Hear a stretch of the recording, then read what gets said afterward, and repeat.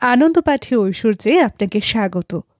আজকের পর্বে আমরা পাঠ করছি হুমায়ুন আহমেদের লেখা ভ্রমণ কাহিনী রাবণের দেশে আমি এবং আমরা। আজকে থাকছে দ্বিতীয় পর্ব। যীশুখ্রিস্টের জন্মের ১৬০০ বছর আগে শ্রীলঙ্কার নৃপতি ছিলেন রাজা কাশ্যপ। কাশ্যপ ছিলেন মহাভীতুদের একজন। সর্বক্ষণ আতঙ্কে থাকেন কখন জলদস্যুরা আক্রমণ করে, কখন বা ভারত থেকে সৈন্যবাহিনী এসে তার দেশ দখল করে। তার আসল ভয় সৎভাই ম্যাগলোনাকে। সে ঘোট পাকাচ্ছে কাশ্যপের রাজত্ব দখলের। প্রজারা আবার ম্যাগলোনার অনুগত, কারণ মহারাজা কাশ্যপ রক্ষিতার গর্ভে জন্মেছেন। অন্যদিকে তার সৎভাইয়ের গায়ে আছে রাজরক্ত। প্রজারা রাজরক্তের ভক্ত হয়ে থাকে। একজন ভীতু মহারাজা কি করেন? বিশাল সৈন্যবাহিনী হাতের কাছে মজুদ রাখেন। কাশ্যপও তাই করেছেন। তার বিশাল সেনাবাহিনী, সবাই হাতিতে চড়ে যুদ্ধে পারদর্শী। শ্রীলঙ্কা হাতির দেশ। রাজা কাশ্যপের আছে ১০,০০০ হাতির বিশাল বাহিনী। একজন ভীতু রাজা তার প্রাসাদ এমন এক জায়গায় নির্মাণ করেন যেখানে প্রবেশ করা দুঃসাধ্য ব্যাপার। রাজা কাশ্যপও তাই করেছেন। ৬০০ ফুট উঁচু এক পাথর কেটে দুর্ভেদ্য প্রাসাদ বানিয়েছেন। প্রাসাদ অনেকটা মৌচাকের চাকের মতো। এই পাথর সিগিরিয়া রক নামে ভুবন বিখ্যাত। একটা বিশাল সিংহমূর্তির মতো। সিংহমূর্তির অনেকখানি এখনও টিকে আছে। ভীতু রাজারা লুকিয়ে থাকতে পছন্দ করেন। সেই কারণেই কাশ্যপের বেশিরভাগ সময় কাটে দুর্ভেদ্য পাথরের প্রাসাদে। সেখানে আমোদ প্রমোদের সব ব্যবস্থা আছে। তার রক্ষিতার সংখ্যা ৫০০রও বেশি। তার রক্ষিতা হিসেবে আফ্রিকান মোটা ঠোঁট কোঁকড়ানো চুলের মেয়ে যেমন আছে, চাপা নাক চেরাচক্ষুর চৈনিক তরুণীও আছে। তার নির্দেশে এই ৫০০ তরুণীর নগ্ন এবং অর্ধনগ্ন চিত্র আঁকা হয়েছে পাহাড়ের গুহায়। এইসব দেয়াল চিত্রের সামনেই গ্রানাইট পাথরের দেয়াল। গ্রানাইট পাথর ঘষে এমন চকচকে করা হয়েছে যে সেটা হয়ে দাঁড়িয়েছে আয়না। এই আয়নায় দেয়াল চিত্রে আঁকা রক্ষিতাদের ছবি প্রতিফলিত হয়। রাজা কাশ্যপ প্রতি বিকেলে আয়নায় রক্ষিতাদের ছবি দেখে ঠিক করেন আজ রাত কার সাথে কাটাবেন। পাথরের সুউচ্চ প্রাসাদে কাশ্যপ সুইমিং পুলের ব্যবস্থা করেছেন, যা আজও টিকে আছে। সখীদের নিয়ে আনন্দ স্নানের আয়োজন। ব্রিটিশ এক ইতিহাসবিদ ভিন্ন কথা বলছেন। তার মতে তরুণীরা সবাই একদিকে যাচ্ছে, কারো কারো হাতে ফুল। তারা যেদিকে যাচ্ছে সেদিকে বৌদ্ধ বিহার পিদুরাগালা, সিগিরিয়া থেকে ১ মাইল দূরে। কাজেই তরুণীরা যাচ্ছে বৌদ্ধ বিহারে গৌতম বুদ্ধের মূর্তির কাছে। ইতিহাসবিদরা মাঝে মাঝে ইতিহাস লিখতে হাস্যকর যুক্তি ব্যবহার করেন যে গৌতম বুদ্ধ নারীদের সাধনার বিঘ্ন ঘোষণা করেছেন, তাদের কাছে তরুণীরা যাবে নগ্ন অবস্থায়। শুধু নগ্ন নারীরাই যাবে, পুরুষ যাবে না। কোনো পুরুষের ছবি দেয়াল চিত্রে নেই। কাশ্যপের দিন আনন্দেই কাটছিল। হঠাৎ খবর পাওয়া গেল সৎভাই হস্তি বাহিনী নিয়ে আক্রমণের জন্য আসছে। কাশ্যপ তার বিশাল সৈন্য নিয়ে অগ্রসর হলেন। তখনকার রীতি অনুযায়ী যুদ্ধ পরিচালক হিসেবে হাতির পিঠে রাজা কাশ্যপ আছেন সবার সামনে। তাকে অনুসরণ করছে তার বাহিনী। এমন সময় দুর্ঘটনা ঘটল। কাশ্যপের হাতি হঠাৎ দাঁড়িয়ে পড়ল। কিছুক্ষণ স্থির থেকে পেছনে ফিরল। কাশ্যপের সেনাপতিরা ভাবল রাজা যুদ্ধ না করে পালাতে চাচ্ছেন। তারা রাজাকে ফেলে নিমিষের মধ্যে উধাও হয়ে গেল। কাশ্যপ অবাক হয়ে দেখলেন যুদ্ধক্ষেত্রে তিনি একা। ভাইয়ের হাতে ধরা পড়ার চেয়ে তিনি মৃত্যুকে শ্রেয় মনে করলেন। কোমর থেকে ধারালো ছোরা নিয়ে নিজের গলায় বসিয়ে দিলেন। কাশ্যপের সেই পাথরের প্রাসাদ আজও দাঁড়িয়ে আছে পৃথিবীর অতি বিস্ময়কর স্থান হিসেবে। এই মুহূর্তে আমি আমার সফর সঙ্গীদের নিয়ে সিগিরিয়া রক নামে খ্যাত কাশ্যপের প্রাসাদের দরজার কাছে দাঁড়িয়ে আছি। যেসব পর্যটক দেয়ালচিত্র দেখবে তাদের 400 ফুট উপরে উঠতে হবে। আমি বললাম, অসম্ভব ব্যাপার। সিগারেট ফুঁকে ফুঁকে ফুসফুস করেছি দুর্বল। বাইপাস অপারেশনে হার্টের অবস্থা নাজুক। নগ্নবক্ষা তরুণীদের ছবি দেখতে গিয়ে অপঘাতে মরার কোনো মানে হয় না। আমি শাওনকে জানালাম, আমার পক্ষে উপরে ওঠার প্রশ্নই আসে না। সেহেরি আমার চেয়ে এক কাঠি উপরে। সে উপরে উঠবে কি উঠবে না তা না বলেই স্ত্রীকে রেখে উল্টা দিকে হাঁটা শুরু করল। নাজমা ভাবি চেঁচাচ্ছেন, এই তুমি কাউকে কিছু না বলে যাচ্ছ কোথায়? তোমার কি ভীমরতি হয়েছে? সেহেরি ফিরেও তাকালো না। স্ত্রীকে উপেক্ষা করার তার অসীম সাহস দেখে আমি মুগ্ধ। নাজমা ভাবি বললেন, হুমায়ুন ভাই, আপনি একটা বুদ্ধি দেন দেখি। আমি কি করব? ডলার খরচ করে একটা জিনিস না দেখেই চলে যাব? এটা কি ঠিক হবে? আমি বললাম, অবশ্যই ঠিক হবে না। আপনি উপরে উঠবেন, গাইডরা ঠেলে ঠুলে আপনাকে তুলে ফেলবে। পরপুরুষ গায়ে হাত দিবে? এটা কেমন কথা? তাহলে নিজেই সাবধানে সিঁড়ি বেয়ে উঠতে থাকুন। শাওন যাচ্ছে, সে আপনাকে সাহায্য করবে। নাজমা ভাবি রওনা হলেন। আমি 2 পুত্র নিয়ে বিশাল এক পাথরের উপর বসে আছি। জায়গাটা সমভূমি থেকে অনেক উঁচু। দুজনকে নিয়ে সরু সিঁড়ি বেয়ে নেমে বাসের কাছে যাওয়া সম্ভব না। চারপাশের প্রাকৃতিক দৃশ্য অপরূপ। দৃশ্যে মন দিতে পারছি না। বারবার একটা সাইনবোর্ডে দৃষ্টি আটকে যাচ্ছে। সেখানে ইংরেজিতে লেখা সাবধান বাণী। ভয়ঙ্কর ভীমরুলের চাক প্রধান এলাকা, শব্দ করে তাদের বিরক্ত করবেন না, প্রাণ সংহার হতে পারে। ভীমরুলদের দৃষ্টি আকর্ষণের জন্যই হয়তোবা নিষাদ গলা উঁচিয়ে কাঁদতে লাগল, মার কাছে যাব, মার কাছে যাব। তার বিকট কান্নায় কনিষ্ঠজনের নিদ্রাভঙ্গ হল। সে ভাইয়ের সঙ্গে তাল দিয়ে কাঁদতে লাগল। 2 ভাইয়ের কান্নায় ভীমরুলদের শান্তি বিনষ্ট হওয়ার কথা। আমি আতঙ্কিত বোধ করছি। বেড়াতে এসে ভীমরুলের হাতে জীবন দেওয়ার অর্থ হয় না। আমার দুরবস্থা দেখে শ্রীলঙ্কান এক যুবক পুরুষ এগিয়ে এলো। জানতে চাইল, বাচ্চা কাঁদছে কেন? ইংরেজিতে প্রশ্ন, শুদ্ধ ইংরেজি। শ্রীলঙ্কায় শিক্ষার হার 100%। আমি বললাম, বড়টি কাঁদছে মায়ের কাছে যাওয়ার জন্য, ছোটটি ভাইয়ের কান্নায় ব্যাকগ্রাউন্ড মিউজিক দিচ্ছে। এরা কখনো আলাদা কাঁদে না, একসঙ্গে কাঁদে। যুবা পুরুষ বলল, 1000 রুপির বিনিময়ে আমি তোমার পুত্রকে ঘাড়ে করে তার মায়ের কাছে নিয়ে যেতে পারি। শিশুদের কোলে করে দেয়াল চিত্রের কাছে নিয়ে যাওয়াই আমার জীবিকা। নিষাদ অপরিচিত এই মানুষটির কোলে চড়ে মায়ের কাছে যেতে রাজি হল। কান্না থামল। বড় ভাই কাঁদছে না, কাজেই ছোটটারও কান্না বন্ধ।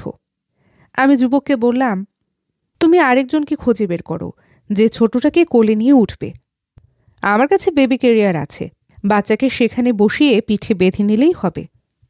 আমি কল্পনায় দেখছি 2 ভাই মায়ের কাছে উপস্থিত। মা তাদের দেখে বিস্ময়ে খাবে খাচ্ছে। দেয়ালচিত্র তার কাছে তুচ্ছ হয়ে গেছে। পরিচিতদের বিস্মিত করতে আমার সবসময় ভালো লাগে। বিস্মিত করার পরিকল্পনা কাজে লাগল না। শেষ মুহূর্তে নিষাদ বলল, সে তার বাবাকে ছাড়া যাবে না। কেউ আমাকে কোলে করে সিঁড়ি বাইছে, এ দৃশ্য কল্পনা করে শিউরে উঠলাম। 2 ভাই কাঁদুক, কি আর করা। সরু পিচ্ছিল সিঁড়ি বেয়ে 450 ফুট ওপরে ওঠার রোমাঞ্চকর বর্ণনা শাওনের কাছে শুনে দীর্ঘ নিঃশ্বাস ফেললাম। এত কাছে এসেও দেখা হলো না। বয়স এবং স্বাস্থ্য বাদ সাধল। আনন্দ ভ্রমণে 3টা জিনিস লাগে, অর্থ, বয়স, স্বাস্থ্য। ভ্রমণে বের হবার মতো অর্থবান হতে সাধারণ বাঙালি ছেলের অনেক সময় লাগে। অর্থ জোগাড়ের সামর্থ্য হতে হতে তার বয়স হয়ে যায়, স্বাস্থ্য ভেঙে পড়ে। শাওনের কাছ থেকে নাজমা ভাবির ভয়াবহ অভিজ্ঞতা শুনলাম। বেচারি 150 ফুট পর্যন্ত নিজে নিজেই উঠলেন। তারপর হাঁপাতে হাঁপাতে বললেন, আমার পক্ষে আর ওঠা সম্ভব না, আমি নেমে যাব। বললেই নামা যায় না, নামার সিঁড়ি ভিন্ন। তাৎক্ষণিকভাবে তার জন্য দুজন গাইড জোগাড় করা হলো। একজন তাকে সামনে ধরে টানছে, আরেকজন তাকে পেছন থেকে ঠেলছে। 450 ফুট ওঠার পর তিনি হতাশ হয়ে বললেন, ন্যাংটা মেয়েদের ছবি দেখার জন্য এত কষ্ট করেছি। বলে তিনি মাথা ঘুরে পড়ে গেলেন। তাকে নামিয়ে আনতে 3 জন গাইড লাগলো। তারা কাঁধে করে ওনাকে নামিয়ে ফেলল। গাইডদের কর্মক্ষমতা অসাধারণ। 500 রক্ষিতার ছবি থেকে মাত্র 18টি টিকে আছে। বাকি ছবি ধ্বংস করেছে বৌদ্ধ ভিক্ষুরা। পরাজিত কাশ্যপের বিজয়ী ভ্রাতা সিগিরিয়া রক বৌদ্ধ ভিক্ষুদের উপহার হিসাবে দান করেন। তিনি বৌদ্ধ ধর্মাবলম্বী ছিলেন। গৌতম বুদ্ধের বাণী তাকে খুব প্রভাবিত করেছে তা মনে হয় না। তিনি কাশ্যপের প্রতিটি কর্মচারী, তার আত্মীয় স্বজন সবাইকে হত্যা করেন। এই হতভাগ্যের দলে কাশ্যপের স্ত্রী কন্যারাও ছিল। সর্বমোট সংখ্যা 1000।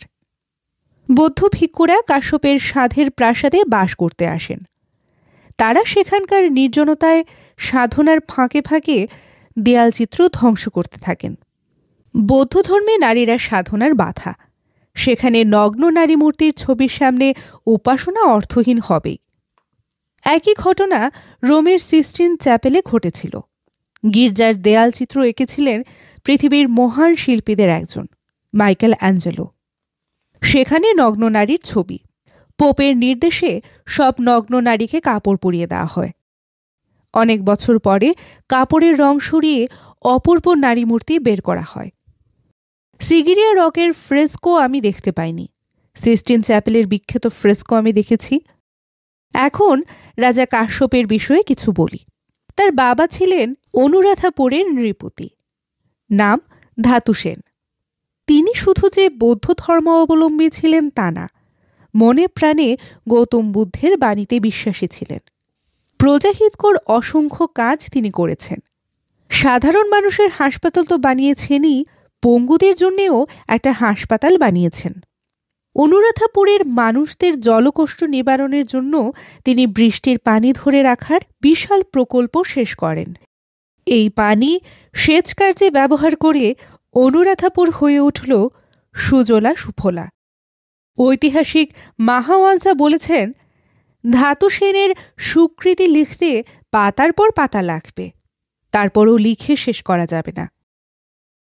তার পুত্র কাশ্যপ পিতাকে বন্দী করে সিংহাসন দখল করেন। পিতার উপর প্রবল চাপ প্রয়োগ করলেন তার লুকানো সম্পত্তির জন্য। একসময় ধাতু সেন বললেন, চলো, তোমাকে আমার সম্পত্তি দেখাচ্ছি। তিনি তাকে নিয়ে গেলেন তার তৈরি জলাধারের কাছে। বললেন, এই দেখো আমার সম্পত্তি। কাশ্যপ পিতাকে বললেন, আপনি যেন সারা জীবন আপনার লুকানো সম্পত্তি দেখতে পারেন সেই ব্যবস্থা করছি। তিনি লেকের দিকে মুখ ফিরিয়ে পিতাকে দেয়ালের সঙ্গে জীবন্ত প্লাস্টার করে ফেললেন। ধাতু সেন 24 ঘণ্টা বেঁচেছিলেন। মুঘল আমলেও এ ধরনের ঘটনা ঘটেছিল। সম্রাট শাহজাহানকে বন্দী করেছেন তার পুত্র আওরঙ্গজেব। শাহজাহানের দিন কাটছে তার নিজের সৃষ্টি তাজমহলের দিকে তাকিয়ে। শাহজাহান ভাগ্যবান, তার পুত্র পিতাকে দেয়ালে প্লাস্টার করে ফেলেনি। ভাইয়ের সঙ্গে সম্মুখ যুদ্ধে কাশ্যপের হাতি হঠাৎ কেন পিছু ফিরল তার ব্যাখ্যা হল, হাতিরা জলাভূমিতে চোরাবালির অস্তিত্ব বুঝতে পারে। হাতির সামনে চোরাবালি পড়েছিল বলেই সে দিক পরিবর্তন করে। এখানে আমার ছোট প্রশ্ন আছে, হাতি চোরাবালির অস্তিত্ব টের পেয়ে পেছনে ফিরে এই তথ্য কি হাতিটা কাউকে বলে গেছে? সিগিরিয়া রক একসময় বনে জঙ্গলে ঢাকা পড়ে লোকচক্ষুর আড়ালে চলে যায়। 2 জন ব্রিটিশ পর্যটক 1853 সালে এর অস্তিত্ব খুঁজে পান। এরপর থেকে প্রতি বছর শত শত পর্যটক এখানে আসেন। মুগ্ধ হয়ে দেখেন যীশুখ্রিস্টের জন্মের 1600 বছর আগের অপূর্ব স্থাপত্য। দেয়াল চিত্রগুলিতে 3টি রং ব্যবহার করা হয়, লাল, হলুদ এবং সবুজ। একটিমাত্র ছবিতে ব্যাকগ্রাউন্ড হিসেবে কালো ব্যবহার করা হয়েছে। কোনো ছবিতে নীল রং নেই। এই চিত্র বিশেষজ্ঞদের বিস্মিত করে, কারণ অজন্তার গুহাচিত্র একই সময়ে আঁকা, সেখানে নীল রং ব্যবহার করা হয়েছে। সিগিরিয়া রকে আঁকা ফ্রেস্কো বিষয়ে কিছু কথা। দেয়াল তৈরির পর রংতুলি দিয়ে ফ্রেস্কো আঁকা হয় না। দেয়ালে প্লাস্টারের সময় ছবি তৈরির প্রক্রিয়া শুরু হয়। লাইমস্টোনের আস্তরের সঙ্গেই প্রাকৃতিক রং মেশানো হয়। এই কারণেই ছবিতে যদি কোনো ভুল থাকে, সেই ভুল শুধরানো যায় না। সিগিরিয়া রকের দেয়াল চিত্রে বড় কিছু ভুল এই কারণেই থেকে গেছে, যেমন এক তরুণীর 2টা হাতের বদলে 3টা হাত, এক হাত তার বুকের ভেতর থেকে বের হয়েছে, 5টা আঙুলের বদলে কিছু তরুণীর হাতে 2টা আঙুল, একজনের হাতে 6টা আঙুল দৃশ্যমান। দেয়াল চিত্রগুলো একজন শিল্পী এঁকেছেন নাকি অনেকের পরিশ্রমের ফসল তা জানা যায়নি। শিল্পী হারিয়ে গেছেন, তার শিল্পকর্ম 3500 বছর পরেও মানুষকে মুগ্ধ করছে। সেই সব শিল্পী কত না ভাগ্যবান। ভরা পূর্ণিমা, জ্যোৎস্নার ফিনকে ফুটছে। জানালা ভেঙে যশোধরার শোবার ঘরের খাটে জ্যোৎস্না ঢুকে পড়েছে। তরুণী যশোধরা পুত্র রাহুলকে নিয়ে গভীর নিদ্রায় আচ্ছন্ন। পাশেই তার রূপবান তরুণ স্বামী। স্বামী হঠাৎ জেগে উঠলেন। অপূর্ব জ্যোৎস্না দেখে তার হৃদয় আবেগে মথিত হল। সর্বরূপের আধার যে ঈশ্বর, তার সন্ধানের জন্যে তিনি ব্যাকুল হলেন। স্ত্রী সন্তানকে ফেলে গৃহত্যাগের সংকল্প নিয়ে বিছানায় বসলেন। ঘুমের ঘোরে স্ত্রী যশোধরা তার গায়ে হাত রাখলেন। তিনি সাবধানে সেই হাত সরিয়ে রেখে যখন বিছানা ছেড়ে উঠে দাঁড়াতে গেলেন, তখন পুত্র অব্যক্ত স্বরে বলে উঠল, বাবা। তিনি চমকে উঠলেন, কিন্তু সংকল্পচ্যুত হলেন না। গৃহত্যাগ করলেন। প্রাচীন সেই ভারতে তখন থালা হাতে অনেক ভিক্ষুক পথে পথে ঘুরত। তারা মুখে খাবার চাইত না, গৃহস্থের দিকে থালা বাড়িয়ে দিত। যশোধরার স্বামী এই কাজটিই করলেন। থালা হাতে মানুষের দরজায় দরজায় ঘুরতে লাগলেন। মানুষটিকে সারা পৃথিবী চেনে, তিনি গৌতম বুদ্ধ। রবীন্দ্রনাথের একটি কবিতায় হুবহু একটা ঘটনা আছে, কিন্তু তিনি সম্পূর্ণ ভিন্ন অর্থ দাঁড় করিয়েছেন। তার কবিতায় স্বামী যখন স্ত্রী সন্তানকে ফেলে ঈশ্বরের সন্ধানে গৃহত্যাগ করেছেন, তখন ঈশ্বর আক্ষেপে সুরে বলেছেন, দেবতা নিঃশ্বাস ছাড়ি কহিলেন, হায় আমারে ছাড়িয়া ভক্ত চলিল কোথায়। আমরা এখন আছি গৌতম বুদ্ধের দেশে।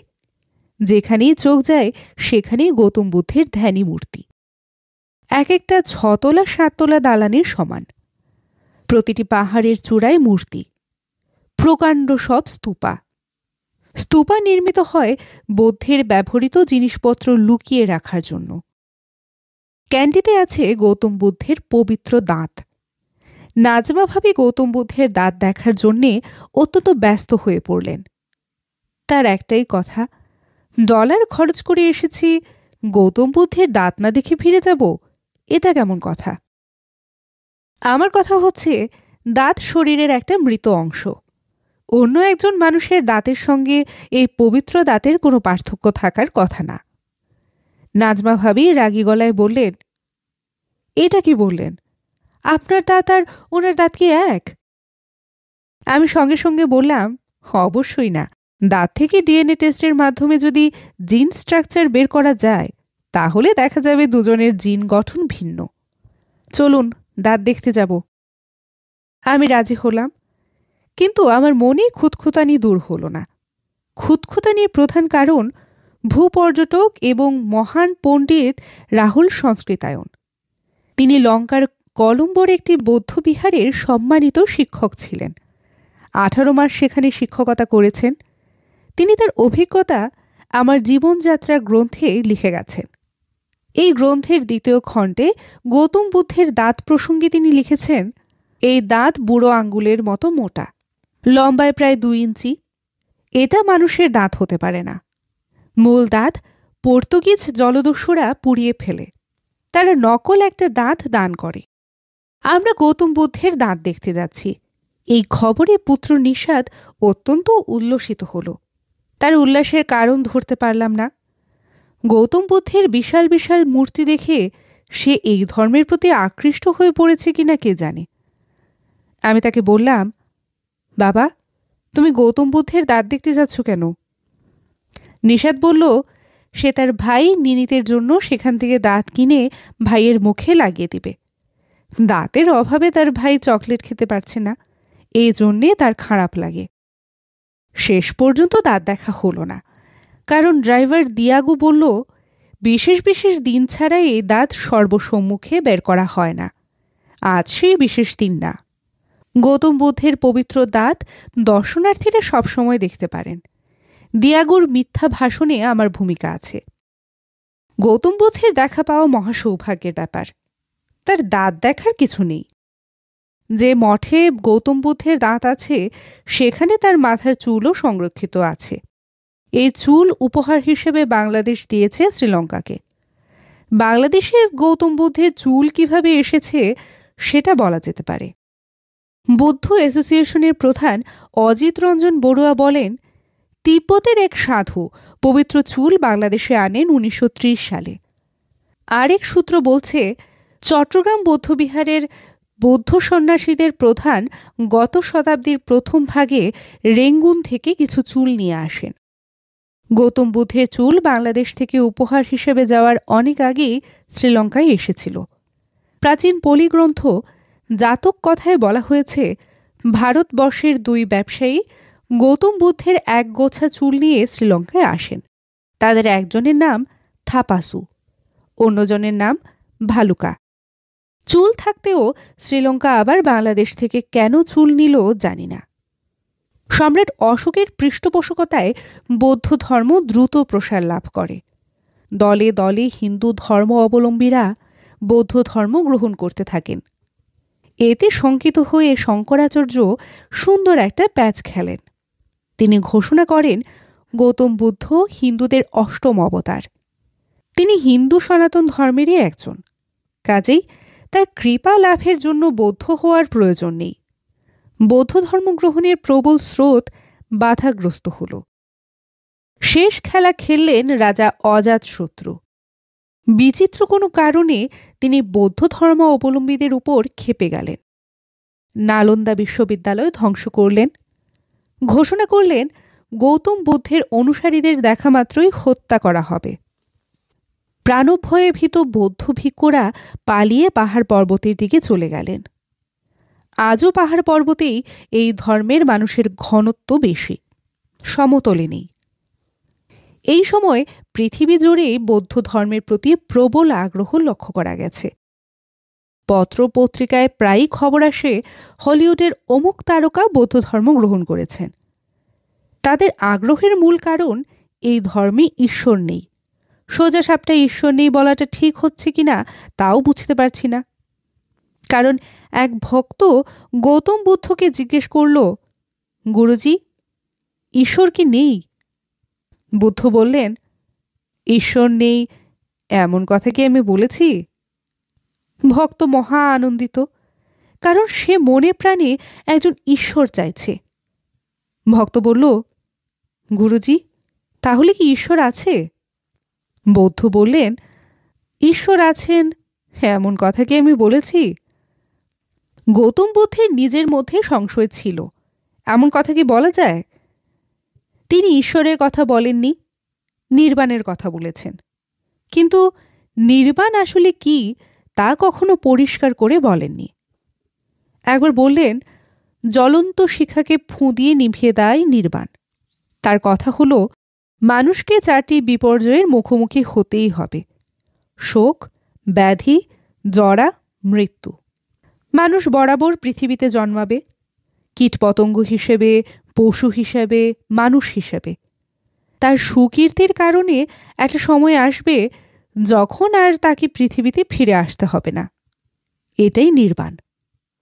আমার কাছে বারবার পৃথিবীতে ফিরে এসে শোক, ব্যাধি, জরা, মৃত্যুর স্বাদ গ্রহণ অনেক আকর্ষণীয় মনে হয়। শোকের সঙ্গে থাকবে আনন্দ, জ্যোৎস্না প্লাবিত রজনী, প্রিয় সখার কোমল করস্পর্শ। যে নির্বাণ ইন্দ্রিয় গ্রাহ্য নয়, সেই নির্বাণ আমার কাছে গ্রহণযোগ্য না। আমি গৌতম বুদ্ধের যুক্তি তাকে ফিরিয়ে দিচ্ছি। গৌতম বুদ্ধ বলেছেন যে ঈশ্বর ইন্দ্রিয় গ্রাহ্য নয়। তার বিষয়ে কি বলা যাবে? কমিউনিস্টদের আধুনিক কমিউনের শুরুটা গৌতম বুদ্ধ করে গেছেন। তার কমিউনের নাম সংঘ, সংঘং শরণং গচ্ছামি। সেখানে সবার খাবার একত্রে রান্না করা হতো। সংঘে নারীদের প্রবেশাধিকার ছিল না। ভিক্ষুরা ভোরবেলা শূন্য থালা হাতে বের হতেন। সারাদিন ভিক্ষা করে যা পাওয়া যেত তাই রান্না করা হতো। সবাই মিলে তাই খেতেন। গৌতম বুদ্ধের খালা প্রজাপতি গৌতমী ছিলেন এক অর্থে গৌতম বুদ্ধের মা। তিনি গৌতম বুদ্ধকে লালন পালন করেছিলেন। এই মহিলা বহু কষ্টে পায়ে হেঁটে বহু পথ অতিক্রম করে তার পালক পুত্রের কাছে এলেন। সংঘে যোগ দিবেন, বাকি জীবন সংঘে কাটাবেন। গৌতম বুদ্ধ বললেন, না, সংঘে নারী নিষিদ্ধ। একবার না, পরপর 3 বার তিনি এই বাক্য উচ্চারণ করলেন। কাঁদতে কাঁদতে ফিরে গেলেন প্রজাপতি। গৌতম বুদ্ধের সার্বক্ষণিক সঙ্গী আনন্দ তখন বৌদ্ধের কাছে কাতর আবেদন করলেন। তিনি যুক্তিও দিলেন, নারীরাও তো আলোক প্রাপ্তির সুযোগ পেতে পারে। নারীদের বাদ দেয়া মানে মানব জাতির অর্ধেককে বাদ দেয়া। গৌতম বুদ্ধ অনিচ্ছার সঙ্গে রাজি হলেন, তবে শর্ত জুড়ে দিলেন। শর্ত হল, নারী ভিক্ষুরা যত উচ্চবর্ণের হোক, তাদের পদমর্যাদা হবে সব পুরুষ ভিক্ষুর নিচে। যখনই নারীর সামনে কোনো পুরুষ ভিক্ষু দাঁড়াবে, তখনই ভিক্ষুণীকে উঠে দাঁড়িয়ে সম্মান দেখাতে হবে। আনন্দ একবার জানতে চাইলেন, নারীদের প্রতি তাহলে আমরা কি আচরণ করব? বুদ্ধ বললেন, তুমি তাদের দিকে ফিরেও তাকাবে না। তাহলেই কি আচরণ করবে সেই প্রশ্নই উঠবে না। গৌতম বুদ্ধ নারীদের সাধনার বিঘ্ন মনে করতেন। স্বামী বিবেকানন্দও তাই করেছেন। তার প্রতিষ্ঠিত রামকৃষ্ণ মিশনে নারী নিষিদ্ধ ছিল, এখনও আছে। আমার খুব অবাক লাগে, এই 2 মহাপুরুষ কি করে নারীর গর্ভে জন্মেও নারীদের সাধনার বাধা হিসেবে চিহ্নিত করলেন। বুদ্ধ বলেছেন, সকল প্রাণী সুখী হোক। শক্তিশালী কি দুর্বল, উচ্চ, মধ্য বা নিচু গোত্রের, ক্ষুদ্র বা বৃহৎ, দৃশ্য বা অদৃশ্য, কাছের বা দূরের, জীবিত বা জন্ম প্রত্যাশী, সকলেই সুখী হোক। সর্বজীবে কি আমরা আসলেই দয়া করতে পারি? একটা কেউটে সাপ আমাকে ছোবল দিতে আসছে, আমি কি তাকে দয়া করব? তার ছোবল খাবো? তাকে মারব না? কলেরা, টাইফয়েড, সিফিলিসের ভয়ঙ্কর জীবাণুরাও তো জীব। তাদের প্রতি দয়া করতে হলে পেনিসিলিন ব্যবহার করা যাবে না। তাও কি সম্ভব? নিয়তির পরিহাস হচ্ছে যে দেশে অহিংস বুদ্ধর জয় জয়কার, চারদিকে তার ধ্যানী মূর্তি, সেখানেই জন্মেছে কঠিনতম হিংসা। আত্মঘাতী বোমা হামলার শুরু শ্রীলঙ্কায়। টাইগার প্রভাকরণের ব্যক্তিত্বে মুগ্ধ তরুণ তরুণী শরীরে বোমা বেঁধে নিজেকে উড়িয়ে দিচ্ছে। গৌতম বুদ্ধের একটি বাণী আমার খুব পছন্দের। তিনি ভক্তদের বলেছেন, আমার কথা হলো নদী পার হওয়ার ভেলা। একবার নদী পার হওয়ার পর ভেলা মাথায় নিয়ে বেড়ানোর কিছু নেই। এই ধর্মের আরেকটি বিষয় আমায় আলোড়িত করে, পূর্ণচন্দ্রের সঙ্গে এর সম্পৃক্ততা। আষাঢ়ী পূর্ণিমা, গৌতম বুদ্ধের গৃহত্যাগ। বৈশাখী পূর্ণিমা, বৌদ্ধের মহাজ্ঞান লাভ। শারদীয় পূর্ণিমা, কঠিন চিবরদান অনুষ্ঠান। ভাদ্র পূর্ণিমা বা মধু পূর্ণিমা, কঠিন তপস্যার পর বানররা গৌতম বুদ্ধকে মধু পান করিয়েছে বলে মধু পূর্ণিমা। আশ্বিনী পূর্ণিমা, বৌদ্ধ তার চুল কেটে আকাশে উড়িয়েছিলেন। এই পূর্ণিমায় বৌদ্ধরা আকাশে ফানুস ওড়ায়। মাঘী পূর্ণিমা, এই দিনে বৌদ্ধ ঘোষণা করেন, আর 3 মাস পর তার মহাপ্রয়াণ হবে। ফাল্গুনী পূর্ণিমা। এই তিথিতে বুদ্ধ কপিলাবস্তুতে যান, বাবা মার সঙ্গে শেষবারের মতো দেখা করেন। গৌতম বুদ্ধের জন্ম এবং মৃত্যু একই দিনে হয়েছিল। কাকতালীয় হলেও দুবারই আকাশে ছিল পূর্ণচন্দ্র। কিং সুলাইমান এবং সেবার রানীর গল্প তো সবাই জানি। আরেকবার বলি, জানা বিষয় নতুন করে জানায় আনন্দ আছে। অনেকটা শোনা গান আবার শোনার মতো। কিং সুলাইমান সিংহাসনে বসে আছেন। তার সঙ্গে দেখা করতে এসেছেন সেবার রানী বিলকিস। রানী রাজদরবারে ঢুকলেন। সুলাইমানের সিংহাসন অনেকটা দূরে। রানীকে কিছু দূর হেঁটে যেতে হবে। রানী ক্ষণিকের জন্য বিভ্রান্ত হলেন। মেঝে স্ফটিক দিয়ে এমনভাবে বানানো হয়েছে যে রানীর মনে হলো পানি। তাকে যেতে হবে পানির উপর দিয়ে। নিজের অজান্তেই তিনি তার গায়ের কাপড় খানিকটা উঁচুতে তুললেন, যাতে পানি লেগে ভিজে না যায়। সিংহাসন থেকে সুলাইমান অবাক হয়ে দেখলেন এই পৃথিবীর অতি রূপবতী এক তরুণীর পা ভর্তি পশুদের মতো লোম। সুলাইমান রাজবৈদ্যকে এই রোগের ওষুধ দিতে বললেন। রাজবৈদ্যের ওষুধে রানীর লোম সমস্যা দূর হল। কৃতজ্ঞতায় আবদ্ধ হয়ে তিনি সুলাইমানকে বিয়ে করলেন। মিথ হচ্ছে সুলাইমান তার পোষা জিনদের কাছ থেকে রানী বিলকিসের ওষুধ নিয়েছিলেন। সুলাইমান নবপরিণীতা স্ত্রীকে খুশি করার ব্যবস্থা করলেন। 2টি জাহাজ পাঠালেন রত্নের দেশে। দেশের নাম শ্রীলঙ্কা। শ্রীলঙ্কাকে বলা হয় পৃথিবীর রত্ন ভাণ্ডার। ব্লু সাফায়ার বা নীলার মতো দামি পাথরে এই দেশ পূর্ণ। সবচেয়ে বেশি রত্ন যেখানে পাওয়া যায় তার নাম রত্নপুরা বা রত্নের নগর। চীনা ভাষায় দ্বীপটির নাম রত্নদ্বীপ। স্টার অফ ইন্ডিয়া নাম দিয়ে যে অপূর্ব নীলা পাথরটি নিউ ইয়র্কের মিউজিয়াম অফ ন্যাচারাল হিস্ট্রিতে প্রদর্শিত হচ্ছে, সেটা নীলা পাথর। পাথরটির নাম রাখা উচিত ছিল স্টার অফ শ্রীলঙ্কা। ব্রিটিশ রাজমুকুটে 400 ক্যারেটের যে নীলা পাথরটি আছে, সেটাও শ্রীলঙ্কার। পদ্মরাগ মণি নীলা পাথরের আরেকটি সংস্করণ। রং কমলা ও গোলাপির মিশ্রণ। শুধুমাত্র শ্রীলঙ্কাতেই পাওয়া যায়, অন্য কোথাও না। নীলা ছাড়াও আরও যেসব পাথর শ্রীলঙ্কায় পাওয়া যায় তা হল ruby, aquamarine, topaz, garnet, moonstone, amethyst, ক্যারসাইট। মূর পর্যটক ইবনে বতুতা শ্রীলঙ্কায় এসেছিলেন। তিনি তার ভ্রমণ বৃত্তান্তে মুরগির ডিমের চেয়েও বড় রুবি দিয়ে হাতির মাথা সাজানো হতো বলে উল্লেখ করেছেন। চাইনিজ পর্যটক ফাহিয়েন শ্রীলঙ্কায় একটি রুবি দেখেছিলেন, যা মানুষের বাহুর মতো লম্বা এবং 1 বিঘত চওড়া। রুবিটি দেখে তার মনে হয়েছে যেন পাথরটিতে আগুন জ্বলছে। মার্কোপোলো মনে হয় এই রুবিটির প্রতি ইঙ্গিত করেছেন। রত্ন আহরণের পদ্ধতি অত্যন্ত সহজ। নদীর কাদাবালি মেশানো পানি এবং নদীর তলদেশের মাটি ঝুড়িতে নেওয়া হয়। ঝুড়ির নিচটা চালানির মতো। এই ঝুড়ি পানিতে ধুয়ে ধুয়ে কাদা মাটি ও ময়লা দূর করা হয়। ভাগ্য ভালো হলে রত্ন পাওয়া যায়।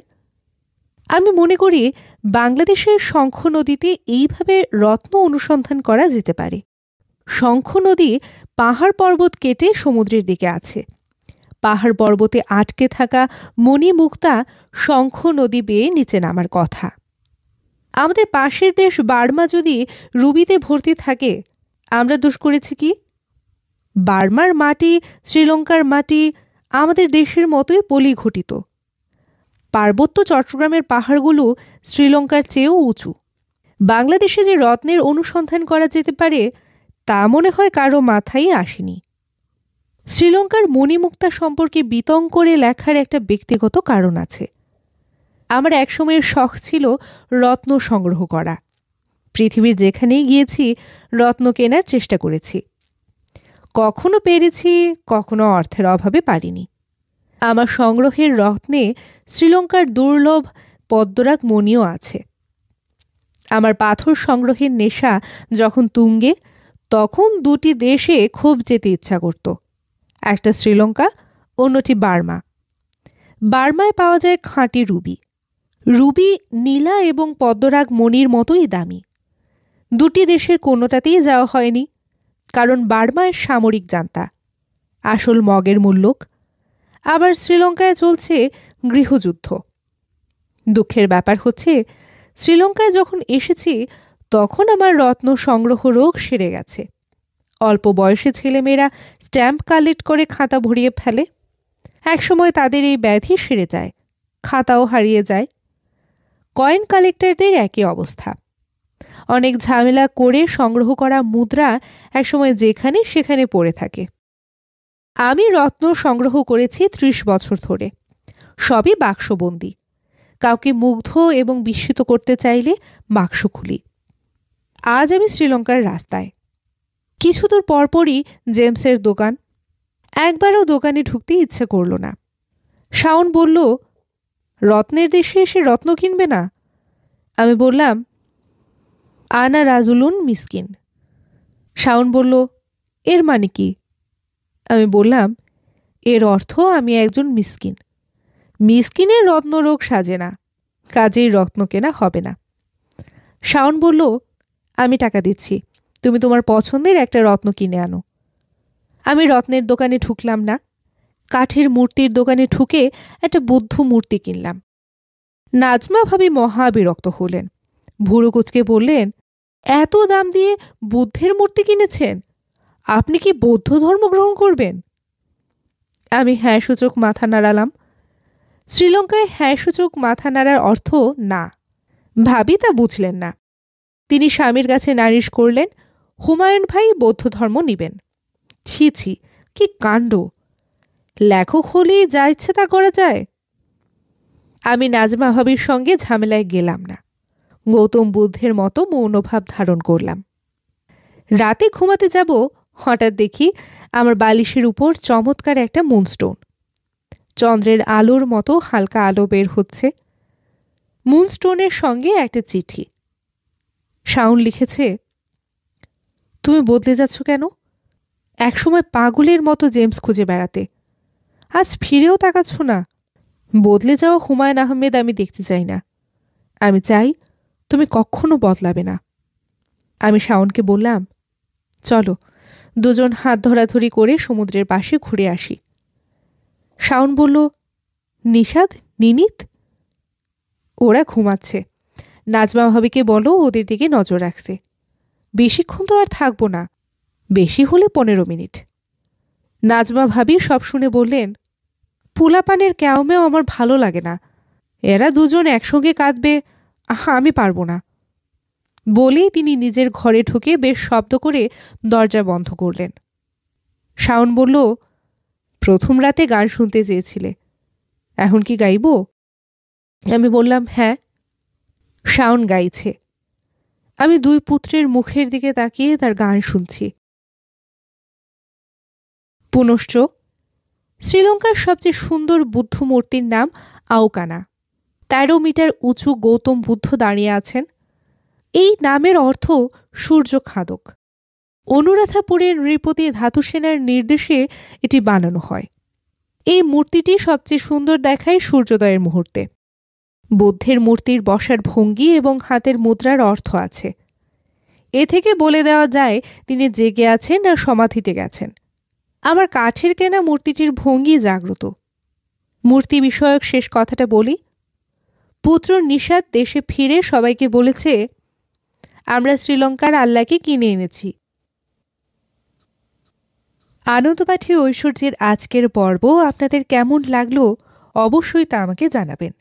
ভালো লাগলে বন্ধুদের সাথে শেয়ার করবেন। আজ এ পর্যন্তই। সবাই ভালো থাকবেন, সুস্থ থাকবেন এবং আশেপাশের সবাইকে ভালো রাখবেন।